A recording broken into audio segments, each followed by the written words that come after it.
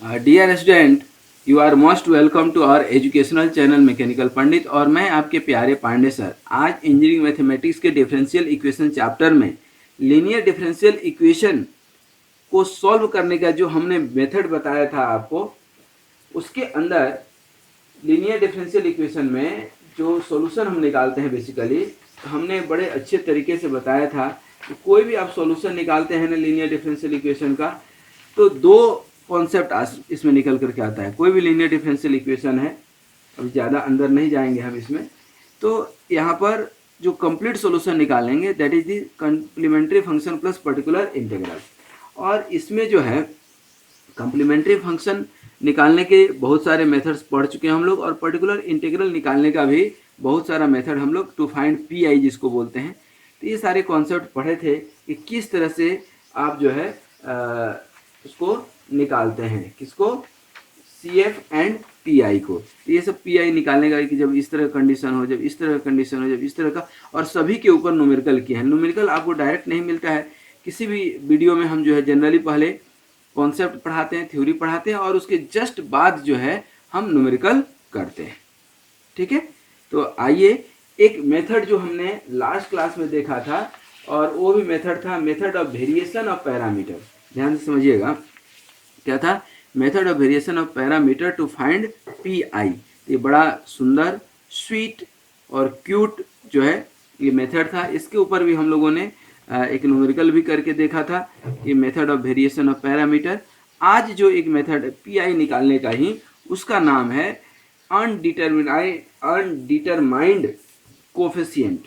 अब undetermined coefficient से कैसे निकालेंगे, ये देखिए, ये मेथड आप तभी यूज करेंगे जब क्वेश्चन में पर्टिकुलर आपको दिया है कि इस मेथड से आप निकालिए, अदरवाइज इस मेथड को अपने को कम यूज करना है। अब यहाँ पर कॉन्सेप्ट को समझिएगा कि जैसे ही आपका मेथड है, अब अपने को मालूम है कि कोई इक्वेशन है, ठीक ना, सपोज कीजिए कि f of D y equal to x है, ठीक ना। अब इसका पी आई निकालना है, ठीक ना। तो बेसिकली हम लोग ट्रायल सॉल्यूशन निकालते हैं with the help of unknown constant which are determined by substitution in the given equation. जो मालूम है उससे ही, जो नहीं मालूम है उसको निकालते हैं।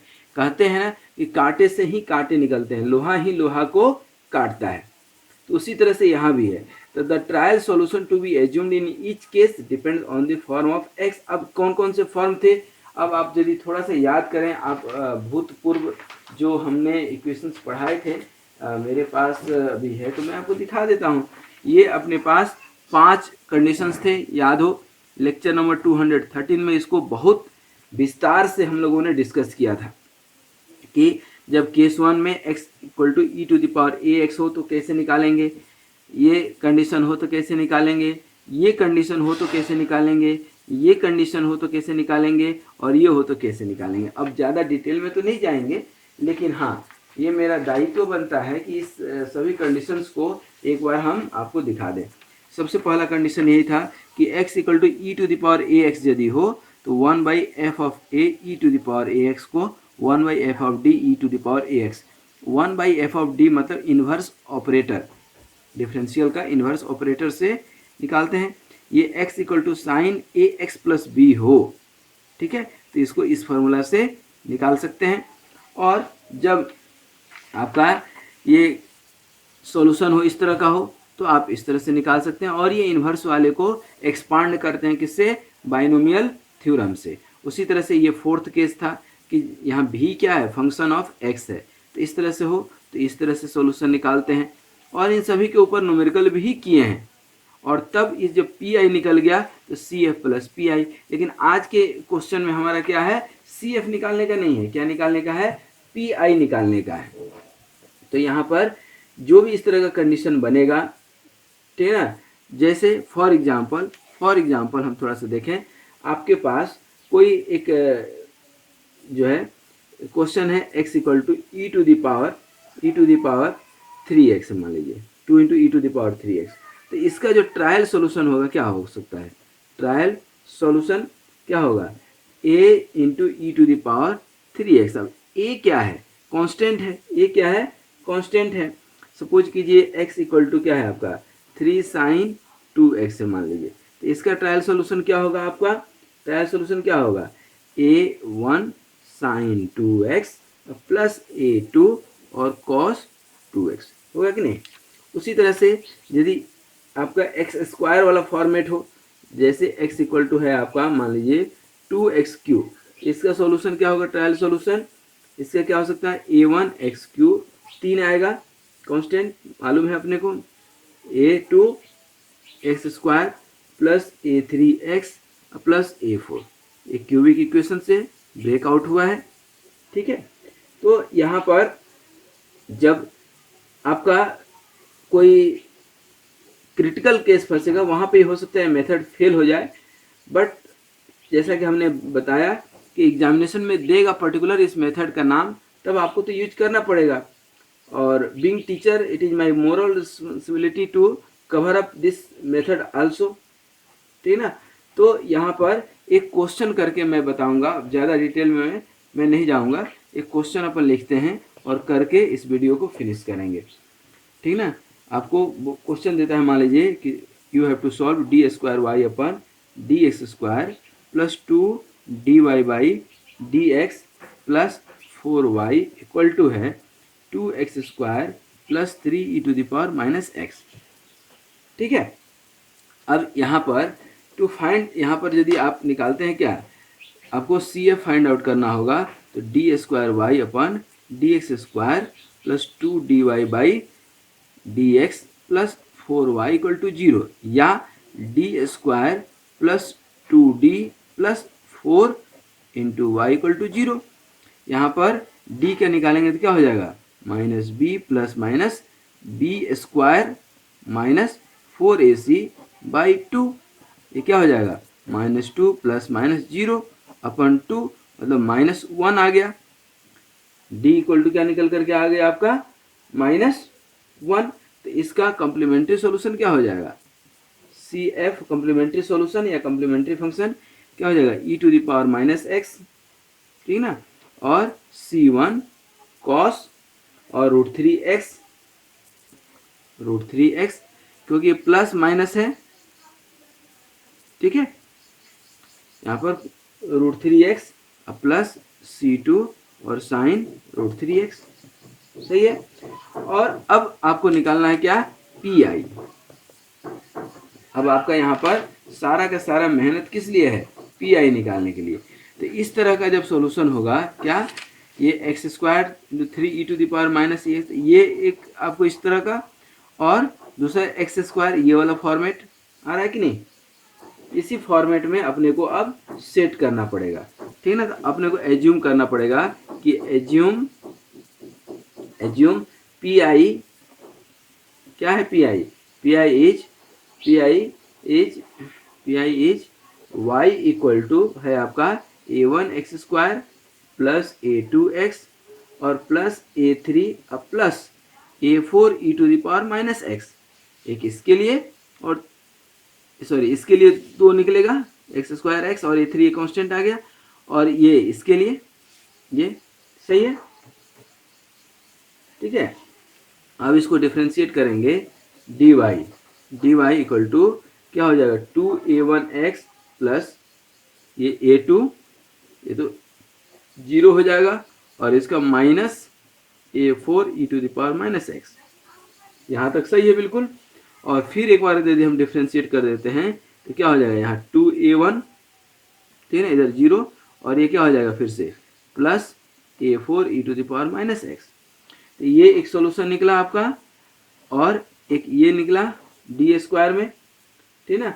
अब इसको dy और डी स्क्वायर वाई को यहाँ पर देखिए, डी स्क्वायर वाई और dy, तो डी स्क्वायर वाई और dy को हम शिफ्ट कर देते हैं मेन इक्वेशन में। मेन इक्वेशन बेसिकली यहाँ पर है आपका ये वाला पार्ट, ठीक है। तो यहाँ पर लिख सकते हैं, put the value of d square y and dy in equation किस में? इन इक्वेशन, इसको मान लीजिए 1 में, इन इक्वेशन 1, ठीक है दोस्तों। अब इक्वेशन 1 में करेंगे यदि आप, तो क्या निकल करके आएगा? ध्यान दीजिए, तो ये है ना, पहले एक बार मैं यहाँ लिख लेता हूँ, क्या है, d square y plus 2dy plus 4y equal to 2x square plus 3 to the power minus x, 3 to the power e minus x.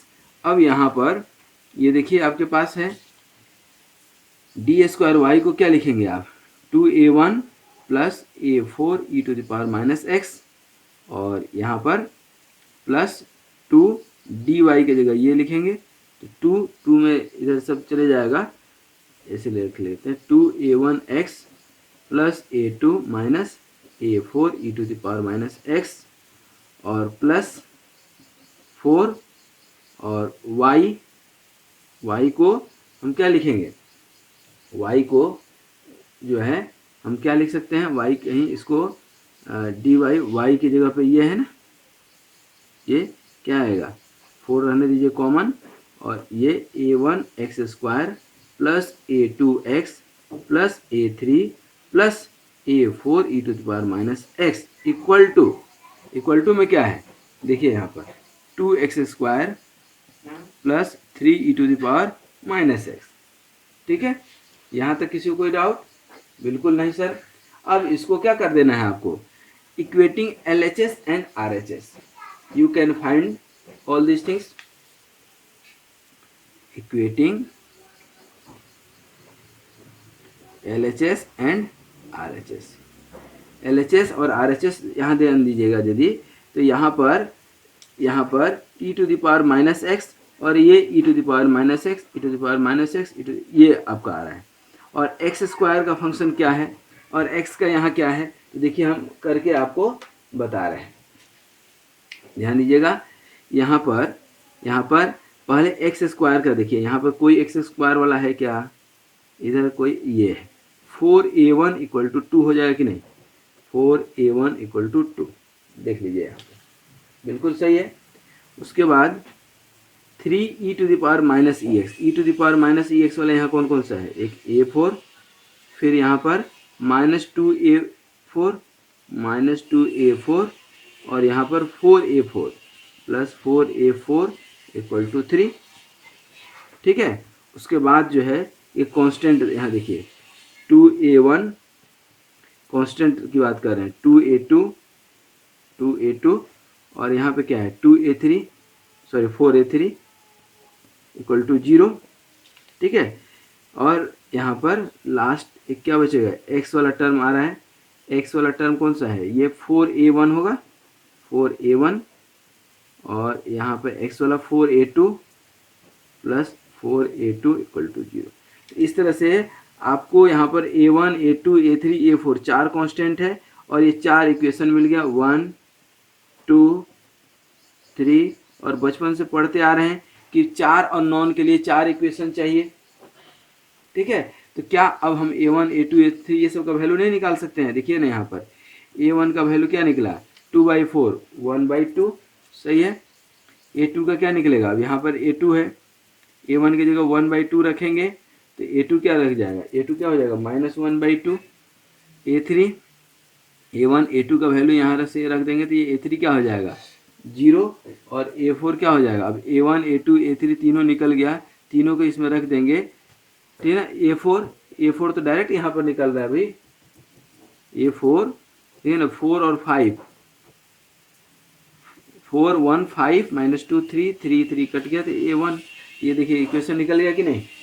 तो अब इसका कंप्लीट सॉल्यूशन निकाल सकते हैं, कंप्लीट सॉल्यूशन। तो कंप्लीट सॉल्यूशन इसका क्या हो जाएगा, y इक्वल टू, ये लिखे थे ना कंप्लीट सॉल्यूशन, कहाँ है, कंप्लीट सॉल्यूशन नहीं लिखे हैं तो कोई बात नहीं, ये CF प्लस पी है, CF तो ये ऑलरेडी निकला हुआ है आपका, पहले तो CF रख दें, तो y इक्वल टू क्या हो जाएगा, e to the power -x, और क्या था अपना C1 cos √3x plus C2 sin √3x। ठीक है, अब प्लस PI यहाँ पर लिखे थे आप, PI यही है ना, PI कहाँ गया PI, ये आपको अब जैसे निकलेगा वैसे निकाल देंगे। तो PI क्या निकला है, 2x² plus 3 e to the power -ex है, और यहाँ पर आप क्या निकाले थे, a1x, ये कहाँ निकाले हैं, अभी हम निकाले हैं कहीं,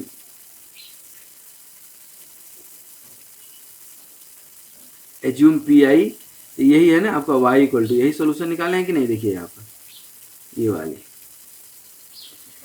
और यहाँ पर अब a1 a2 a3 a4 सबका वैल्यू आप निकाल दिए हैं यहाँ पर, ठीक है, निकल गया है कि नहीं। तो इससे हम वहाँ पर रख दें तो क्या निकल जाएगा, a1 का half x square minus half x, और a3 तो जीरो ही आया है, a4 क्या आ गया है 1, 1 मतलब क्या हो जाएगा e to the power minus x, क्योंकि a4 क्या है यहाँ पर, a4 e to the power minus e x है ना, यहाँ दिख रहा है ये वाली, a4 क्या है 1, a4 क्या है यहाँ पर 1, ये आपका क्या हो गया कंप्लीट सॉल्यूशन, ठीक है।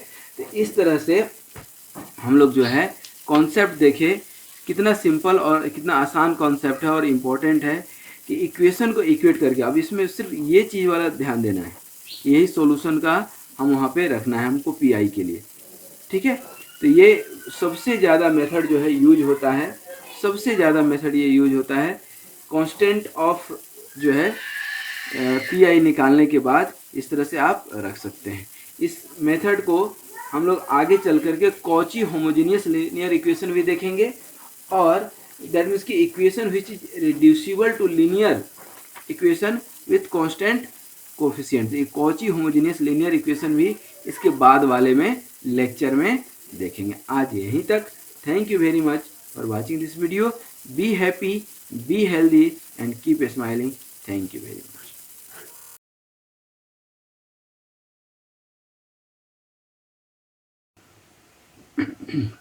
Dear student, you are most welcome to our educational channel mechanical Pandit, और मैं आपके प्यारे पांडे सर। आज लीनियर डिफरेंशियल इक्वेशन में हम लोग पढ़ने वाले हैं डिपेंडेंसी, और डिपेंडेंसी दैट मीन्स की linear dependence of any solution, और ये सॉल्यूशन किसका होगा, लीनियर डिफरेंशियल इक्वेशन का।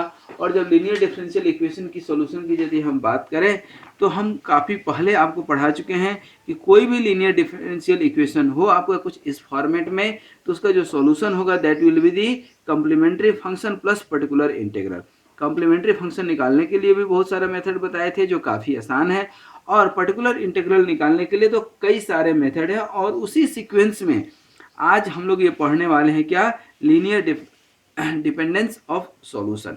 अब पर्टिकुलर इंटीग्रल निकालने के लिए ये तो मेथड बताए थे, इसके अलावा जो है आपको वेरिएशन ऑफ पैरामीटर मेथड बताए हैं, और जो है कॉची होमोजेनियस लीनियर इक्वेशन बताए थे, ठीक है ना। और अभी जस्ट इसके पहले जो है हमने आपको बताए हैं क्या, एक इक्वेशन लीजेंडर्स लीनियर इक्वेशन, ये जो आपके सामने है, ये सारे सॉल्यूशंस जो है ना हमने आपको बताए थे बड़े जो है डिटेल में, इतना डिटेल में शायद ही किसी बुक में आपको या जो है किसी नोट्स में या कोई आपको पढ़ाते मिलेगा, ठीक है ना। चूँकि ये ऑनलाइन प्लेटफॉर्म है, अपने पास सुविधा है तो अपन पढ़ा सकते हैं और पढ़ा रहे हैं। देखिएगा यहाँ पर एक चीज़ ध्यान दीजिएगा कि जब हमने आपको एक कॉन्सेप्ट पढ़ाया था पीआई निकालने का, कौन सा पीआई, लीनियर डिफरेंशियल इक्वेशन का, कुछ इस फॉर्मेट में y double dash p y dash, ये वेरिएशन ऑफ पैरामीटर मेथड जो हम डिस्कस किए थे, उसमें भी हमने यही बताया था कि कोई भी इक्वेशन हो, भाई कोई भी दुनिया का इक्वेशन हो, बनना तो यही है C F plus P I, but इसका एक आसान सा पी आई निकालने का मेथड बताए थे। थोड़ी सी डाउट हो तो लेक्चर नंबर 215 का जो फर्स्ट पार्ट है उसमें ज़रूर देखिएगा, इस वीडियो के डिस्क्रिप्शन में भी हम लिंक डाल देंगे। और आज हम लोग डिपेंडेंस ऑफ सॉल्यूशन तो पढ़ेंगे, साथ में न्यूमेरिकल भी करेंगे, जैसा कि आपको हम पहले भी बता चुके हैं कि ऐसा कोई भी मैथमेटिक्स का लेक्चर नहीं है जिसमें सिर्फ कॉन्सेप्ट और थ्योरी हो, कॉन्सेप्ट और थ्योरी के साथ न्यूमेरिकल भी जरूर मिलेगा आपको। आइए इसके कॉन्सेप्ट को, थ्योरी को अभी हम लोग 10 मिनट पढ़ते हैं, उसके बाद जो है हम लोग क्या करेंगे, इसके रेफरेंस को लेकर के, जो ये आप सामने देख रहे हैं, ठीक है ना, ये बहुत इंपॉर्टेंट है, ध्यान दीजिएगा, ये बहुत इंपॉर्टेंट है, लेक्चर नंबर 215, ठीक है ना। तो यहाँ पर मैं लिख भी देता हूँ कि रेफरेंस के लिए जो है ना आपको क्या देखना है, लेक्चर नंबर आपको 215 का फर्स्ट पार्ट, ठीक है। आइए पहले हम लोग देखें कि सॉल्यूशन क्या है। कोई होमोजेनियस लीनियर इक्वेशन है, लेट आपका क्या है, होमोजेनियस लीनियर इक्वेशन है, होमोजेनियस लीनियर इक्वेशन है। और इस होमोजेनियस लीनियर इक्वेशन में यदि आप ध्यान देंगे होमोजेनियस लीनियर इक्वेशन में, तो इक्वेशन क्या बनेगा आपका, y double dash plus p y dash plus q y equal to 0। किसके लिए, पी वाई निकालने के लिए, ठीक है ना, पी आई। अब यहाँ पर हमने आपको जैसा कि बताया था कि पी और क्यू क्या है, ठीक है ना, बेसिकली पी और क्यू यहाँ पर वेरिएबल कोफिशिएंट है, ठीक है ना, p of x and q of x are variable coefficient, ठीक है ना। एंड टू इनिशियल कंडीशन क्या है, ध्यान दीजिएगा, टू इनिशियल कंडीशन। देखिए जब प्रैक्टिकल प्रॉब्लम हम सॉल्व करेंगे ना किसकी, लीनियर डिफरेंशियल इक्वेशन की, उस समय बाउंड्री कंडीशन बहुत जरूरी है। वही बेसिकली बाउंड्री कंडीशन यहाँ पर दिया हुआ है। वाई एक्स नट जो है आपका, मान लीजिए ये के नट है, और वाई डैश एक्स नट निकालेंगे तो के वन है, वाई डबल डैश एक्स नट निकालेंगे तो के टू आएगा, इटीसी एंड सो ऑन, ये चलते जाएगा। उसके बाद इसका जनरल सॉल्यूशन जब आप निकालते हैं, क्या जनरल सॉल्यूशन, जब आप जनरल सॉल्यूशन निकालते हैं ना दोस्त, तो जनरल सॉल्यूशन इसका क्या होगा, simply y equal to c one y one plus c two y two, ये क्या हो गया आपका जनरल सॉल्यूशन, ठीक है, क्या हो गया जनरल सॉल्यूशन। बेसिकली ये जो है y1 और y2 आपस में एक दूसरे के ऊपर डिपेंडेंस है, ठीक है ना। तो यहाँ पर y1, अब जो इक्वेशन यदि हम लेक्चर नंबर 215 का देखें, ठीक है ना, तो देखिए यहाँ पर थोड़ा सा इक्वेशन देखेंगे तो y1 और y2 साथ में है, y2 y1 साथ में है, यहाँ y1 y2 साथ में है, कौन सा, रॉन्स्कियन जो इक्वेशन बनाए थे, ये मैट्रिक्स जो बनता है इस तरह को जो है, डिपेंडेंसी आप देख सकते हैं कि y1 y2 क्या है, एक दूसरे के ऊपर डिपेंडेंट है कि नहीं, इसीलिए इसको हम लोग बोलते हैं डिपेंडेंस इक्वेशन, ठीक है ना। दैट मीन्स कि y1 and y2 are linearly dependent, ठीक है ना, आर लिनियरली डिपेंडेंट। अच्छा ये भी ध्यान दीजिएगा, y1 इंटू वाई टू कहीं नहीं है, y1 इंटू वाई टू कहीं नहीं है, अदरवाइज क्वाड्रेटिक इक्वेशन हो जाता, y1 y2 है, ठीक ना, और ये y2 कहाँ पे है, इंटीग्रेशन के अंदर, ठीक है, तो ये रिजॉल्व होकर के आएगा, तो क्वाड्रेटिक ये कभी नहीं बनेगा, बनेगा भी तो किसमें, सिंगल डिग्री में बनेगा भी, तो कहाँ पर, सिंगल डिग्री में, इसलिए ये हमेशा लीनियर रहेगा, ध्यान रखिएगा। तो are linearly dependent in an interval, और इंटरवल भी क्या आएगा आपका, इंटीग्रेशन, ठीक है ना, क्या आएगा, इंटीग्रेशन, ठीक है। अब इसको जो है अभी हम लोग थोड़ा सा थ्योरम के थ्रू देखेंगे, ठीक ना। अब यहाँ पर आप लिखने के लिए ये पी एक्स और क्यू एक्स जो आप लिखे हैं, तो ये थ्योरम ये कहता है लीनियर डिपेंडेंस सॉल्यूशन का कि if p of x and q of x are two continuous functions on some open interval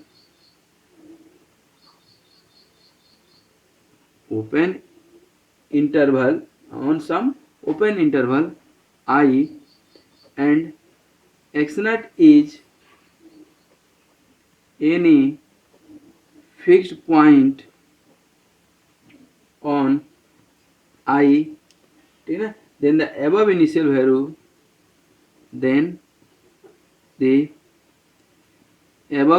value, ये इनिशियल वैल्यू देख रहे हैं ना, above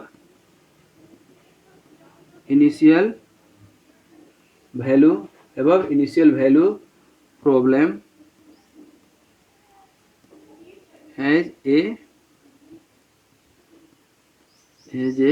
unique solution y x on the interval I. ठीक है, ये बहुत अच्छे से, if p of x q of x are two continuous function on some open interval i and x naught is only fixed point on I, then the above initial value problem has a unique solution y of x on the interval I। अच्छा, इसका एक और चीज़ देखिए, जब भी हम integration निकालते हैं तो इनिशियल और फाइनल कंडीशन लेते हैं कि नहीं, तो यही तो है बाउंड्री कंडीशन, यही बाउंड्री कंडीशन है। इसी को यदि हम थ्योरम के फॉर्मेट में लिखेंगे, इसको अभी हम प्रूफ भी कर देंगे, थ्योरम को थ्योरम के फॉर्मेट में यदि आप लिखेंगे ना, तो क्या लिखेंगे, ध्यान दीजिएगा कि if p of x and q of x, मैं लिख देता हूँ, if p of x and जो लिखे हैं उसी को लिखे, q of x are continuous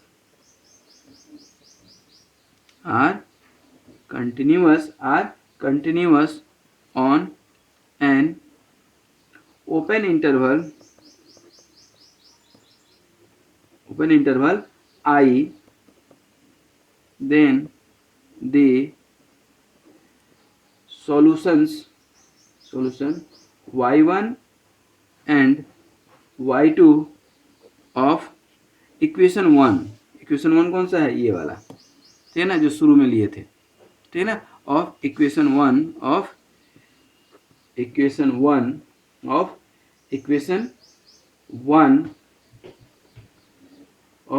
1 are linearly dependent in I if and only if the Wronskian equation, कौन सा है Wronskian इक्वेशन, अभी बताए थे, दैट मीन्स कि W y1 y2 के टर्म में ये क्या होता है, W equal two matrix y1 y2 और y1 डैश y2 डैश, इस तरह के इक्वेशन को हम लोग क्या बोलते हैं, Wronskian इक्वेशन। यही Wronskian इक्वेशन जो लेक्चर नंबर 215 में भी हमने कवर अप किया था, और ये क्या होता है, equal to 0 for some x not on I, ठीक है ना, on I, then there exist,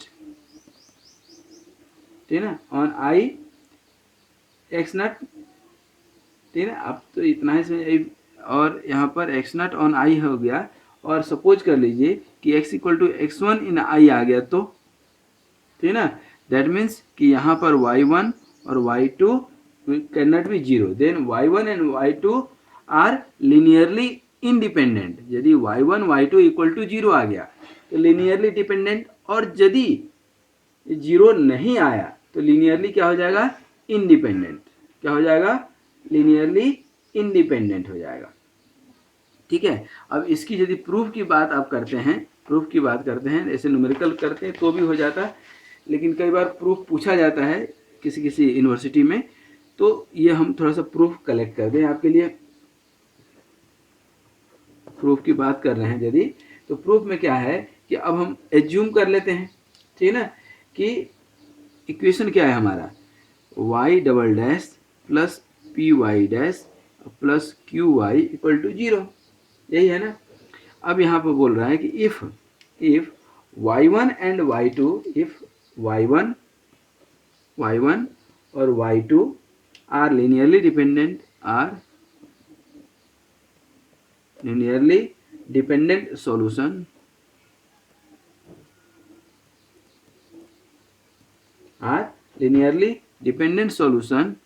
of above equation कौन सा, ये वाली, ये इक्वेशन नंबर 1 था, of above equation 1, ठीक है ना, then there exist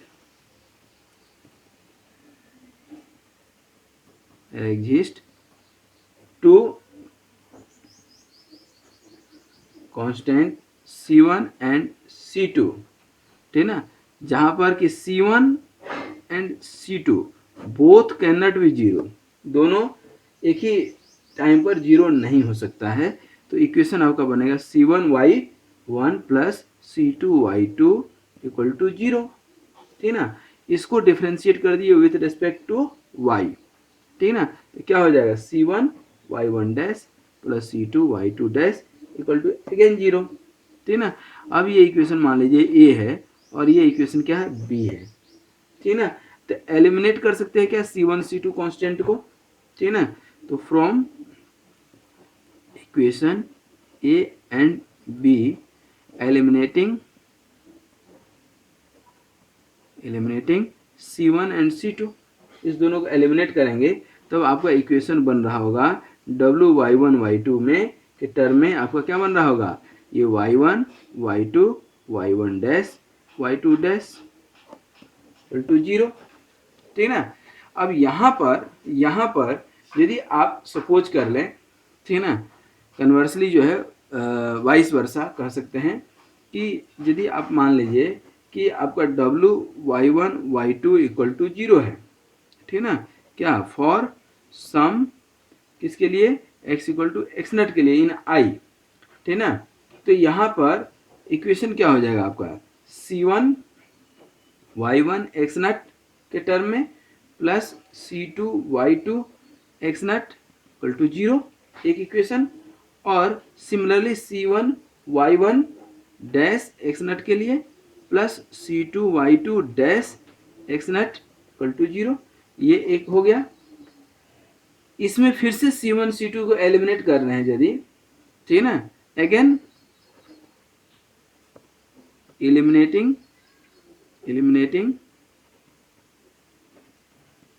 C1 and C1 और C2 को आप एलिमिनेट करते हैं तो यहाँ पर फिर से आपके पास एक इक्वेशन बन जाएगा किसमें, आपका Y1 और Y2 में, और यही मैट्रिक्स क्या बन जाएगा आपका Y1 एक्स नट और Y2 एक्स नट और ये Y1 डैश एक्स नट और ये Y2 डैश एक्स नट, ठीक है, इक्वल टू क्या हो जाएगा आपका 0, ठीक ना।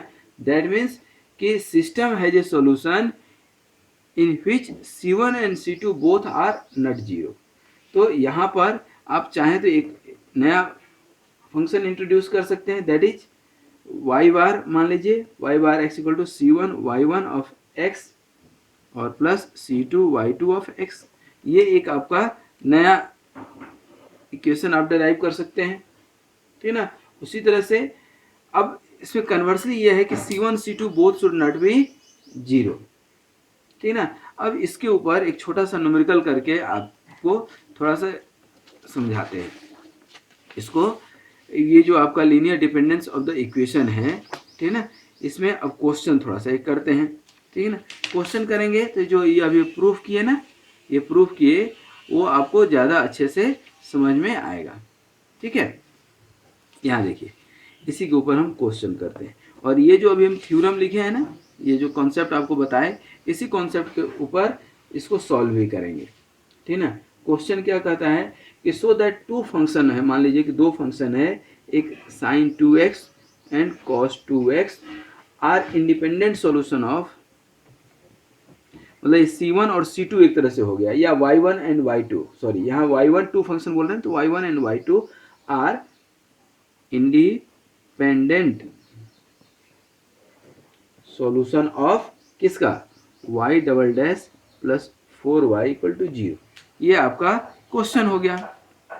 अब इसको सॉल्व करना है तो कैसे सॉल्व कर सकते हैं, y double dash plus 4y equal to 0 है, यहाँ पर क्या है, इसको सॉल्यूशन आप जब देंगे तो फर्स्ट जो है आपका y1 इक्वल टू मान लीजिए क्या sin 2x और y2 क्या मान लीजिए cos 2x, जैसा कि हम मानते आए हैं y1 y2, और यही बोल भी रहा है कि ये क्या है आपका सॉल्यूशन है, क्या बोल रहा है सॉल्यूशन है। सॉल्यूशन नहीं रहता तो सोचते हैं हम, अब यहाँ पर लीनियरली जो है आर इंडिपेंडेंट सॉल्यूशन, ठीक है ना।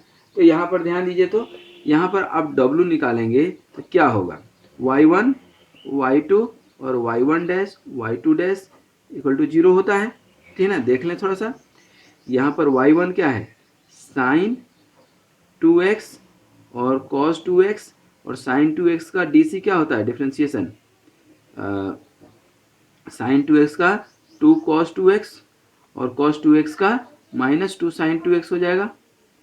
ठीक है, यहाँ पर ध्यान दीजिए, तो ये क्या करते हैं, मल्टीप्लाई करते हैं ना, तो 2 sin स्क्वायर 2x और माइनस है तो माइनस आ जाएगा, और माइनस माइनस में आता ही है 2 cos स्क्वायर 2x, यहाँ पर -2 कॉमन ले लेंगे यदि, तो क्या हो जाएगा sin square 2x plus cos square 2x, ठीक है ना, इक्वल टू क्या हो जाएगा -2, ये वाला वैल्यू तो क्या आ जाएगा 1 हो जाएगा। तो यहाँ पर ये w जो है क्या आ गया -2, दैट मीन्स कि w is not equal to 0, that means sin 2x and cos 2x जो दो सॉल्यूशन है आर नॉट लीनियरली डिपेंडेंट। यहाँ पर हम लिख सकते हैं since w is not equal to 0 hence two solution. ये लिख देने से क्या है कि थोड़ा सा एग्जामिनर को अच्छा लगता है कि सामने वाला ये सब राम कहानी किया, जो भी थ्योरी रामायण पूरा पढ़ा और ये सारांश में यहाँ लिख दिया कि राम राज्य स्थापित हो गया। Hence two solution y1 equal to sine 2x and y2 equal to cos 2x are not linearly dependent, not linearly dependent, that is sin 2x and cos 2x are independent solution। ठीक है, ये concept आपका आ गया। ठीक है दोस्तों, ये concept आपका आ गया। ठीक है, तो आई होप कि यहाँ पर लीनियर डिपेंडेंस ऑफ सॉल्यूशन, ठीक ना, हम लोगों ने आज पढ़े लीनियर डिफरेंशियल इक्वेशन के अंदर, और ये लेक्चर नंबर 215 से मिलता जुलता था, और इसमें एक रॉन्स्कियन इक्वेशन है। दो सॉल्यूशन जो हमारा निकलता है किसी भी इक्वेशन का, मान लीजिए क्वाड्रेटिक का, दोनों एक दूसरे के ऊपर डिपेंडेंट है या नहीं, ये कैसे निकालेंगे, तो उसके लिए सिर्फ सिंपल सा यही कॉन्सेप्ट है कि आप ये W निकालिए, इक्वल टू 0 आ जा रहा है तो डिपेंडेंट है, और यदि इक्वल टू 0 नहीं आ रहा है तो क्या है, इंडिपेंडेंट है। आज यहीं तक। अब हम लोग लीनियर डिफरेंशियल इक्वेशन के लगभग मतलब जो है समाप्ति की ओर जो है पहुंच चुके हैं, तो हम लोग कुछ और न्यूमेरिकल करेंगे नेक्स्ट क्लास में, जो कि हमारा लेक्चर नंबर 219 होगा। आज ये लेक्चर नंबर 218 में डिपेंडेंस इक्वेशन देखे और इसके ऊपर न्यूमेरिकल देखे।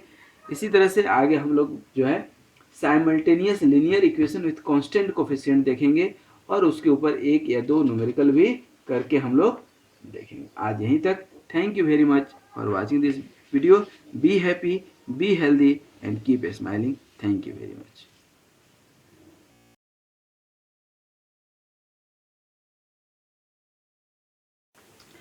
Dear student, you are most welcome to our educational channel mechanical Pandit, और मैं आपके प्यारे Pandey sir.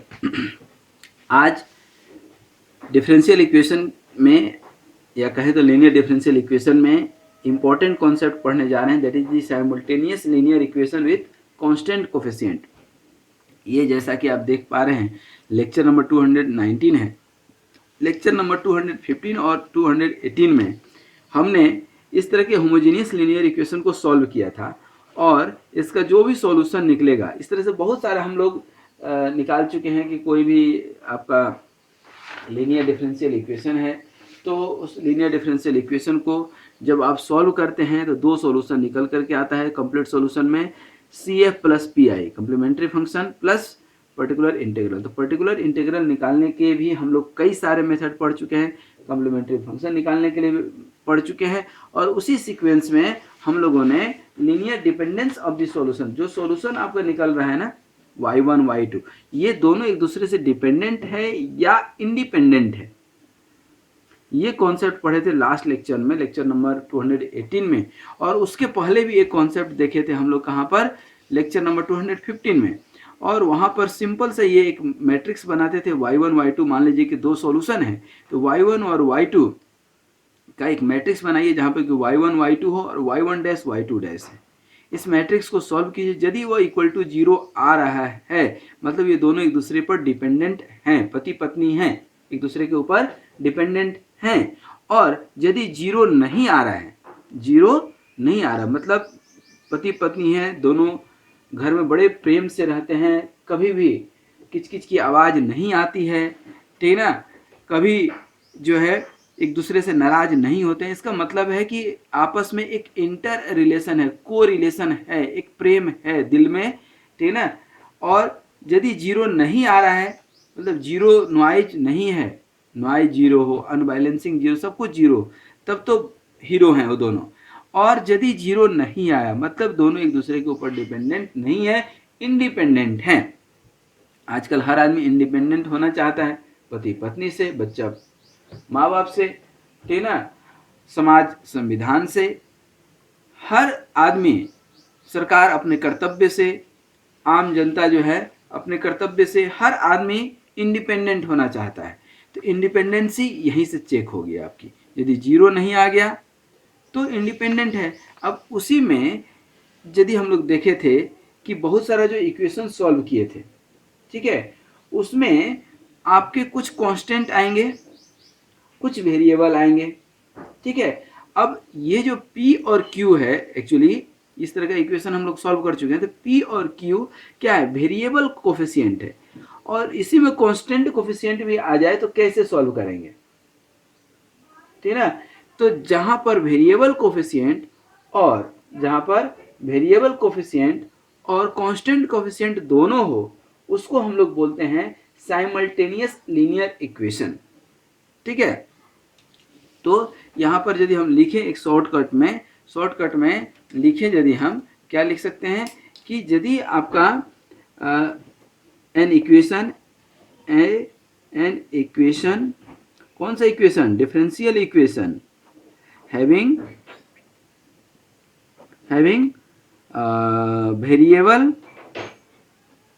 Variable and constant coefficient both, then it is called simultaneous linear equation with constant coefficient, ठीक है ना। अब इसके ऊपर डिपेंडेंसी और इंडिपेंडेंसी चेक करने का अभी हम मेथड बताए थे, ठीक है ना, और वो मेथड आपके सामने अभी भी है, ठीक है ना।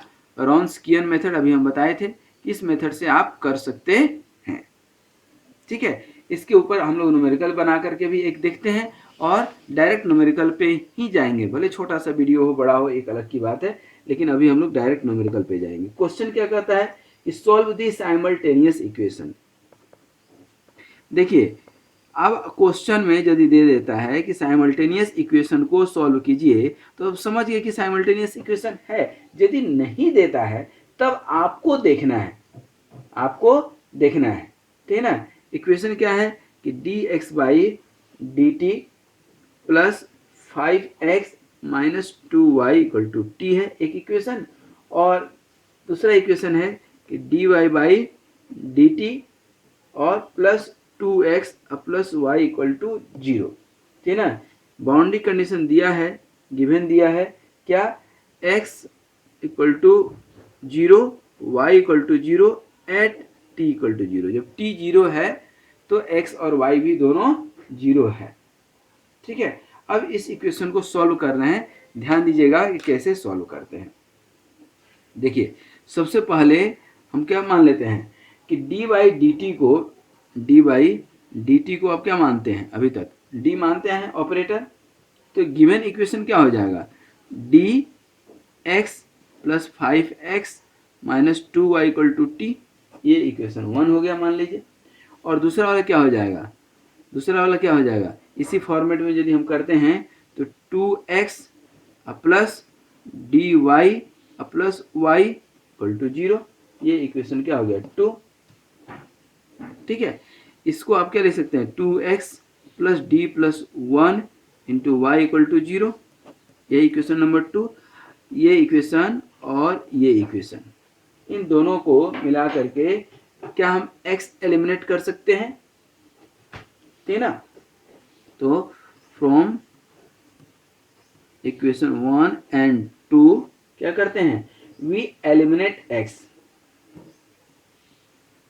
वी एलिमिनेट क्या एक्स को क्या करते हैं, एलिमिनेट करते हैं, ठीक है ना। अब यहाँ पर डी को क्या करते हैं कि एक ऑर्डिनरी एल्जेब्रिक मल्टीप्लायर मान लेते हैं, ठीक है ना, और इस इक्वेशन को 2 से दोनों साइड हम मल्टीप्लाई कर देते हैं, ठीक है। 2 से मल्टीप्लाई कर देंगे ना तो यहाँ 2x के फॉर्मेट में आ जाएगा, 5 को हम कर लेंगे क्या, बाहर, ठीक है। तो इसको हम मल्टीप्लाई कर देते हैं 2 से, और इसको मल्टीप्लाई कर लेते हैं किससे, d+5, क्योंकि यहाँ d+5 इंटू एक्स आएगा कि नहीं, ठीक है। क्या कर लेंगे, d+5, तो इसको आप सॉल्व करेंगे तो क्या आ जाएगा, इक्वेशन 2 जो आएगा 2 into d+5 into x minus 4y equal to 2t, और ये d+5 करेंगे तो 2 इंटू d+5 इंटू एक्स और प्लस क्या हो जाएगा, d+1 और d+5 इक्वल टू 0। ये इक्वेशन 1 और ये इक्वेशन 2, ठीक है। इसको सॉल्व करेंगे तो क्या आ जाएगा, देखिए तो -4 है कि नहीं, यहाँ पर ये तो कट जाएगा तो क्या हो जाएगा, -4, और ये माइनस में आ जाएगा, मतलब ये इक्वेशन 1 -2 कर देते हैं, ऐसा समझ लीजिए, ठीक है। तो -4 और ये क्या हो जाएगा, -d+1 और d+5 into y equal to क्या हो जाएगा, 2t, ठीक है ना। दैट मीन्स कि d square plus 6d, minus को उधर कर दिए हैं, 6d plus 9 into y equal to क्या हो जाएगा, 2t, ठीक है। ये आपका मेन इक्वेशन बन गया, ठीक है। अब इसको सॉल्व करेंगे, ठीक है ना, तो इट्स ऑक्सिलरी इक्वेशन क्या हो जाएगा, इट्स ऑक्सिलरी, इसके ऑक्सिलरी इक्वेशन क्या हो जाएगा दोस्तों, d square plus 6d plus 9 equal to 0, ठीक है। दैट मीन्स कि d plus 3 square equal to 0, that means कि d इक्वल टू क्या हो गया आपका, d इक्वल टू प्लस -3 आएगा, और वो भी i के फॉर्मेट में आएगा, d+3 इक्वल टू 0, तो d इक्वल टू -3, दोनों वही आएगा, -3, ठीक है। तो यहाँ पर अब ध्यान दीजिए कि क्या आ गया, d इक्वल टू -3, तो अब सॉल्यूशन क्या हो जाएगा, कॉम्प्लीमेंट्री फंक्शन आपका क्या निकला, यहाँ पर कॉम्प्लीमेंट्री फंक्शन क्या निकल जाएगा आपका, c1, दोनों चूंकि सेम है, बोथ रूट्स आर सेम, तो क्या लिखते हैं, c1 plus c2 into T और e⁻³ ये आपका क्या निकल गया, कॉम्प्लीमेंट्री फंक्शन। अच्छा, अब इसका पी आई निकालना होगा, पी आई देख लीजिए यहाँ पर दिख रहा है, इसका पी आई निकालेंगे यदि आप, नाउ टू फाइंड क्या पी आई, अब पी आई निकालना है हमें, तो पी आई कैसे निकालेंगे दोस्तों, देखिए यहाँ पर ध्यान से, पी आई आप कैसे निकालेंगे, यहाँ पर पी आई निकालने का क्या था method, P I equal to 1 इसका क्या निकला था, d+3, यही है ना, तो d+3 का होल स्क्वायर और इंटू क्या 2t, सही है, 2t माइनस में आया था, सॉरी सर, सॉरी, ये देखिए ये माइनस को कॉमन लिए थे ना, तो इधर माइनस है ना, यहाँ नहीं है, यहाँ पे आ गया था, क्योंकि इधर का माइनस इधर लेकर चले गए थे, तो 2t, तो ये -2t आ जाएगा, सही है। अब इसको सॉल्व कर दें हम, ठीक है ना, कैसे सॉल्व करते थे, ये -2 रख दें अपन, और d+3 पर -2 कर दें इधर, ठीक है, और इंटू टी, यहाँ ध्यान दीजिए ये क्या हो जाएगा, यहाँ पर कॉमन लेते हैं यदि 3, तो क्या हो जाएगा, 3 to the power -2 निकल कर के आएगा, तो मतलब 1/9, -2/9, और ये क्या हो जाएगा, डी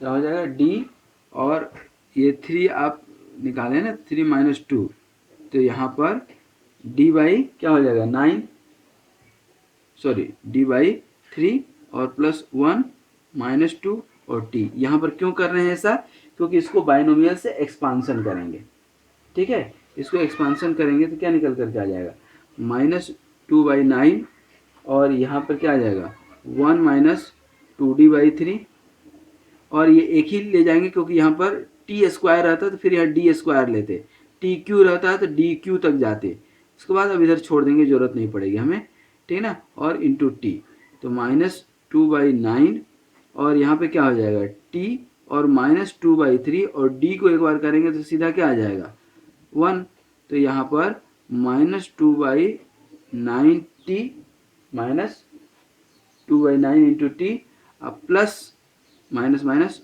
प्लस 4/27, ये क्या निकला PI, ठीक ना। तो यहाँ पर निकालेंगे यदि आप, हैंस कंप्लीट सॉल्यूशन निकालेंगे ना, कंप्लीट सॉल्यूशन निकालेंगे y इक्वल टू, तो क्या निकल के क्या आया है यहाँ देखिए C1 + C2 t into e⁻³ 3t और इधर -2/9t + 4/27, तो ये आपका एक सॉल्यूशन निकल करके आया, सही है, ये एक सॉल्यूशन निकल करके आया। अब यहाँ पर हमें निकालना क्या है, तो t के टर्म में निकला है, ठीक है, यहाँ t के टर्म में निकला है, लेकिन हमें निकालना क्या है x एंड y, ठीक है ना। तो यहाँ पर जो है x जब हमको निकालना होगा, ठीक है ना, तो क्या लिखेंगे, टू फाइंड x निकालना होगा, तो यहाँ पर अभी हम जब y का सोल्यूशन निकाले थे, ध्यान दीजिए y निकाले थे तो x को एलिमिनेट किए थे, अब हम इसी को सॉल्व करके जो है y एलिमिनेट कर दें, ये है कि नहीं सोल्यूशन आपका। यहाँ पर ध्यान दीजिए किस तरह से हम y को एलिमिनेट कर रहे हैं, ठीक है ना, क्योंकि करना तो है हमें y को एलिमिनेट, नहीं करेंगे तो हमारा काम नहीं बनेगा। तो ध्यान दीजिएगा कैसे y को एलिमिनेट कर रहे हैं, इसको y को एलिमिनेट करना हो तो यहाँ ध्यान दीजिए, पहले यहाँ लिख लेते हैं d+1 into d+5 into x -2y = t, है कि नहीं, ये इक्वेशन नंबर क्या है 1, और दूसरा क्या है आपका 2x + d+1 इंटू y = 0, ये इक्वेशन नंबर क्या हो गया 2। अब इसको देखिए तो इसको मल्टीप्लाई कर दें हम क्या d+1 से और इसको कर दें किससे 2 से, ठीक है, और इक्वेशन 1 को जो है 2 से जोड़ दें, ठीक है। तो देखिए d+1 2 ये कट जाएगा, तो यहाँ पर आप ध्यान देंगे तो ये और ये माइनस कट जाएगा, तो बचेगा क्या दोस्तों, देखिए यहाँ पर क्या हो जाएगा d+1 इंटू d+5x, ठीक है, और दोनों को जोड़ रहे हैं, और यहाँ पर क्या हो जाएगा 4x और equal to d+1 into t हो जाएगा, सही है कि नहीं। अब इसको आप एलिमिनेट करेंगे और इसको अब फिर सॉल्व करेंगे किसके टर्म में, इसको सॉल्व करेंगे सिमिलरली जैसे अभी हम CF और PI निकाले थे, CF और PI, ठीक ना, आप निकाल करके देखिए, तो यहाँ से जैसे y यहाँ निकाले थे ना, ठीक इसी तरह से आप सॉल्व करेंगे तो यहाँ x निकल करके आएगा, और x जो निकल करके आएगा आप चेक कर लीजिएगा, यही आएगा -1/2 और dy + y ये निकल करके आएगा, दैट मीन्स यहाँ C1 माइनस जो है C2/2 और C2/2 plus C2 into T और e⁻³ प्लस t/9 प्लस 1/27, तो ये आपका x निकल करके आया, ये x निकल करके आया और ये y निकल करके आया, तो x और y दोनों निकल गया। ये आप कोई एक इक्वेशन मान लीजिए, ये कोई इक्वेशन मान लीजिए, ठीक है ना, ये इक्वेशन मान लीजिए 1 है और y जहाँ निकाले हैं, और ये इक्वेशन 2 निकाले हैं, ठीक है ना। तो यहाँ पर x y दोनों दिया हुआ है, बाउंड्री कंडीशन, क्वेश्चन थोड़ा सा ध्यान दीजिएगा, क्वेश्चन क्या है x = 0 y = 0 कब, जब t 0 है, तो यहाँ पर ध्यान दीजिएगा, यहाँ यदि t जीरो है, यहाँ यदि t जीरो है, जब t जीरो है तो y जीरो है, तो यहाँ से क्या निकल करके आएगा, C1 निकल करके आएगा। t जीरो कर दीजिए आप, देखिए t जीरो कर दिए तो ये भी जीरो, तो यहाँ पर C1 निकल करके कुछ आ रहा होगा, और C1 निकल करके आ रहा होगा आपका -4/27। ठीक है, यहाँ पर जो है x t जीरो करेंगे तो x भी जीरो आ रहा है, तो यहाँ जब करेंगे, ठीक है, तो यहाँ निकल करके आ रहा होगा 0 इक्वल टू ये आपका 0 तो 1 आ जाएगा, और C2 यहाँ पर C1 निकल चुका है, C2 ही निकालना है, तो यहाँ पर C1 minus C2/2।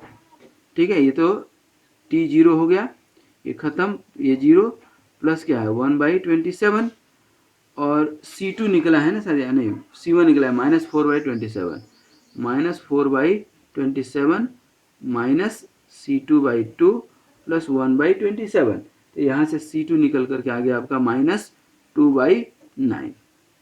C1 C2 निकल गया, इसलिए अब आप डिजायर्ड सॉल्यूशन लिख सकते हैं, हेंस द डिजायर्ड सॉल्यूशन। तो अब x इक्वल टू ही पहले लिख लें, C1 क्या निकला है आपका, अभी निकले हैं -4/27, तो यहाँ डायरेक्ट हम लिखेंगे -4/27 माइनस C2 2/9, तो यहाँ क्या हो जाएगा माइनस प्लस 1/9, तो इसको सॉल्व कर लीजिएगा, प्लस C2 की जगह फिर से -2/9, तो माइनस लिख लें 2/9 t और e⁻³ प्लस t/9 प्लस 1/27, ये निकल गया आपका x में सॉल्यूशन। देखिए यहाँ पर, और y, अब y का भी मेरे पास है सॉल्यूशन, और C1 C2 का वैल्यू भी है, तो हम यहाँ पर लिखेंगे, देखिए यहाँ y है ना सॉल्यूशन, यहीं पर हम लिख देते हैं y इक्वल टू C1 का क्या है -4/27, और C2 का वैल्यू क्या निकाले थे -2/9, तो -2/9 t और e⁻³ माइनस 2/9 t प्लस 4/27। इस तरह से आपका ये क्या निकल गया, x निकल गया, देखिए यहाँ पर x निकल गया, और ये क्या निकल गया, y निकल गया। तो इस तरह से निकाल सकते हैं या नहीं। तो ये जो है simultaneous linear equation with constant coefficient आज हम लोगों ने देखा। इसके ऊपर होगा तो एक आध और न्यूमेरिकल करेंगे, ठीक है, लेकिन आज इतना ही काफ़ी है, क्योंकि 15 से 20 मिनट, आज ज़्यादा से ज़्यादा आधा घंटा का जो हमारा एक लेक्चर होता है, that is more than sufficient. बहुत ज़्यादा लंबा लेक्चर पे बच्चों का माइंड कंसंट्रेट नहीं रहता है, ठीक है। तो ये था आपका साइमल्टेनियस इक्वेशन का, ये हम लोगों ने देखा कि कैसे हमने बनाया और कैसे कोफिशिएंट हमने अलग किया, एक्स और टी, वाई और टी के टर्म में दिया था, कैसे एक दूसरे को पहले हमने जो है एक्स को एलिमिनेट किया, फिर जो है हमने एक्स को एलिमिनेट करने के बाद जो है एक्स को एलिमिनेट करने के बाद हमने ये वाई के टर्म में सॉल्यूशन निकाल लिए थे, ठीक है ना। ये देखिए वाई के टर्म में, तो वाई का सॉल्यूशन निकल गया, और फिर उसके बाद एक्स को एलिमिनेट किए हैं, एक्स को एलिमिनेट किए हैं, और एक्स को एलिमिनेट करने के लिए यहाँ पर इससे मल्टीप्लाई कर दिए हैं, और फिर यहाँ पर एक्स निकाल लिए, और फिर एक्स और वाई के गिवन बाउंड्री कंडीशन से हमने क्या निकाल लिया था, क्योंकि बाउंड्री कंडीशन दिया हुआ है क्वेश्चन में कि x equal to 0, y equal to 0 at t equal to 0, मतलब t जब 0 होगा तो x भी 0 होगा, y 0 होगा। तो इसके हेल्प से हमने C1 और C2 को निकाल लिया, और फाइनली ये x इक्वल टू x का y के टर्म में और y का t के टर्म में, x का t के टर्म में, y का t टर्म में, constant is completely being eliminated, ठीक है। तो आई होप इस तरह से क्वेश्चन आप सॉल्व कर पाएंगे, ये इम्पोर्टेंट है, ध्यान रखिएगा, इसी तरह का क्वेश्चन एग्जाम में आता है, ठीक है। तो आज यहीं तक, फिर हम लोग मिलेंगे किसी नए न्यूमेरिकल में, किसी नए कॉन्सेप्ट के साथ। अच्छा, एक चीज़ और देखिएगा, ये जो हम बार बार जो आपको पढ़ा रहे हैं ना, linear differential equation, linear differential equation का इंजीनियरिंग में बहुत सारा एप्लीकेशन है, चाहे वह सिंपल हार्मोनिक मोशन हो, आप बचपन से पढ़ते आ रहे हैं। स्प्रिंग, स्प्रिंग कहाँ यूज नहीं होता, हर जगह। हार्ट में भी स्प्रिंग है। सिंपल पेंडुलम पढ़े होंगे, जो है ऑस्किलेटरी सर्किट, इलेक्ट्रिक सर्किट आप पढ़े होंगे। PLC, programming logic circuit. Electromechanical analogy में भी आप पढ़ेंगे। डिफ्लेक्शन ऑफ बीम में पढ़ेंगे। जब सीनियर होंगे तो whirling of shaft, critical speed of the shaft, ठीक है ना, उसमें ये सब साइमल्टेनियस लीनियर इक्वेशन का यूज आएगा। तो अभी नहीं, लेकिन एमटेक वगैरह में तो डायरेक्ट एप्लीकेशन ही पूछता है। तो आज यहीं तक। Thank you very much for watching this video. Be happy, be healthy and keep smiling. Wish you all the best, and also I request you to do more and more practice, and also promote this channel, share this video with your classmate। कर भला तो हो भला। Thank you very much.